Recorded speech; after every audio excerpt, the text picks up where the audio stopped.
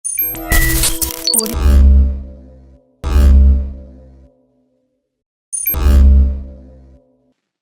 Back.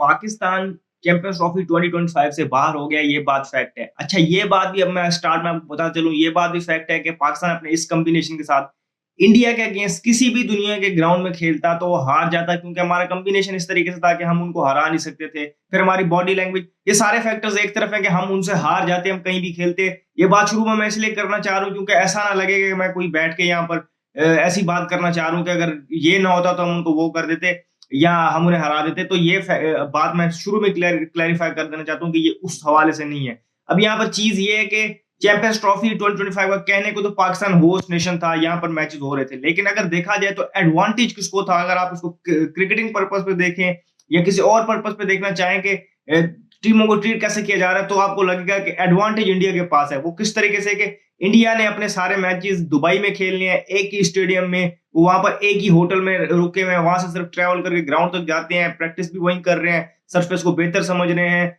वहां से उनको कोई दूसरा ट्रैवल करके किसी दूसरे शहर नहीं जाना, दूसरे मुल्क नहीं जाना।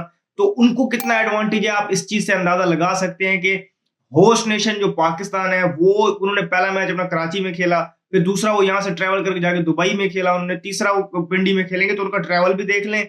अगेन ये कह रहा हूं कि मैं कोई एक्सक्यूज नहीं है परफॉर्मेंस बुरी होने की, लेकिन एक चीज आपको बता रहा हूं कि अगर आप एक टूर्नामेंट करवाना चाह रहे हैं तो उसकी जो जिसको कहते हैं ना एसेंस, ये होना चाहिए कि तमाम टीमों को इक्वल अपॉर्चुनिटी मिलनी चाहिए। लेकिन यहाँ पर हर दफा ऐसा होता है कि इंडिया को एक एडिड एडवांटेज होता है इन टर्म्स ऑफ जो उनको ट्रीट किया जाता है, जिस तरीके से उनको जिसे हम कहते हैं ना कि ज्यादा वीआईपी तरीके से ट्रीट किया जाता है एज कम्पेयर टू बाकी जो टीम्स होती हैं उनके मुकाबले में।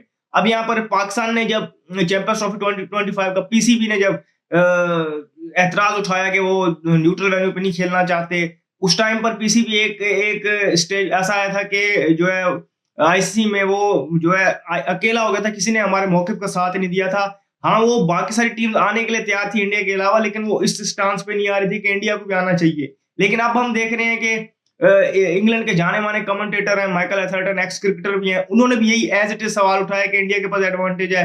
नासिर हुसैन ये सवाल उठा रहे हैं। आप फॉक्स क्रिकेट पे जाके देखें तो वहां पर भी एक्स ऑस्ट्रेलियन क्रिकेटर्स और जिस तरह वो सवाल उठा रहे हैं, तो वो भी यही सवाल उठा रहे हैं कि इंडिया के पास एक एडिड एडवांटेज है कि वो सारे मैचेस अपने एक ही जो ग्राउंड पे खेलेंगे, तो उनको कितना एडवांटेज है, वो वहां पर सारी चीजों को बेहतर तरीके से समझ जाएंगे। तो ये एडवांटेज उनके पास मौजूद है।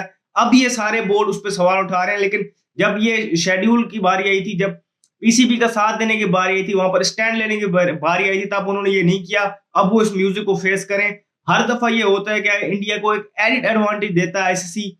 हमने देखा है कि जब यूएसए गए थे, वहां पर भी उनको बेहतर होटल, बेहतर फैसिलिटीज मिली थी बनिस्बत बाकी टीमों के। तो वो सवाल तब उठाना चाहिए, लेकिन वहां नहीं उठाते। तो अब आपको जो लड़ाई के बाद मौका याद है, वो अपने मुंह पे मार लें। तो ये एडिड एडवांटेज जो इंडिया के पास है, ये जब देखें ऐसी सिचुएशन होती है ना, इंडिया की टीम बहुत तगड़ी है, तो ये कहीं ना कहीं उनकी जो जीत का मजा है वो किरकिरा कर देता है, इस तरीके से कि लोग एलिगेशन लगाते हैं, या जो इसमें उनकी जो स्किल सेट है, लोग फिर वो सेकंडरी थोड़ा बहुत चला जाता है। लेकिन अगर आप फेयरली खेल लें तो भी आपकी टीम इतनी है कि आप कहीं भी दुनिया में जाके जीत सकते हैं। तो लेकिन ये फैक्टर हर बार होता है, तो ये चीज देखनी होगी। जो भी फर्दर हमारे बारे में चैंपियंस ट्रॉफी के बारे में अपडेट्स होंगी, वो हम आपको देंगे। इस वीडियो में फिलहाल कितनी मुझे दीजिए याद। शुक्रिया। अल्लाह हाफिज।